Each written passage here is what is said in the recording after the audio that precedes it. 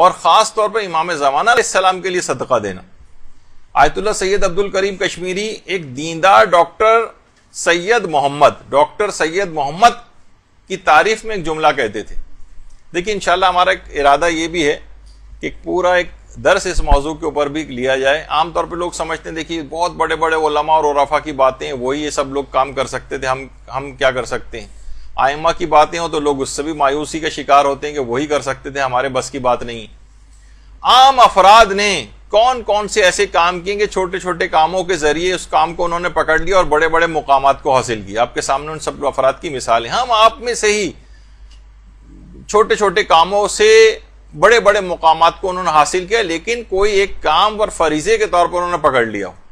تو فرماتے تھے کہ ڈاکٹر سید محمد جو تھے ان کے متعلق عبد الکریم کشمیری جیسا عارف نقل کر رہا ہے کہ ان کی تعریف میں کہ ان کا ایک عمل ایسا تھا کہ امام زمانہ کا جو ایک لقب مہدی ہے اس کے اعداد 59 ہیں, 59.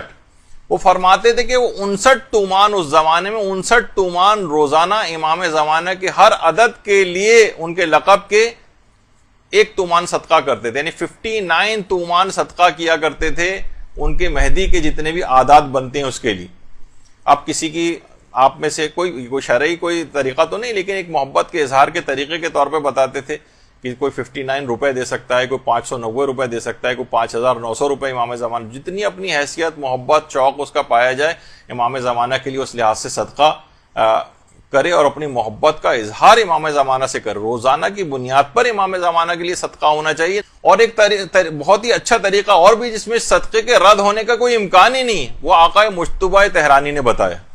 آقا مجتبیٰ طہرانی فرماتے ہیں کہ اگر آپ امام زمانہ کے لیے صدقہ دینا چاہیں تو امام رضا علیہ السلام کی طرف سے امام زمانہ کے لیے صدقہ دیں. اللہم صلی علی محمد و علی محمد.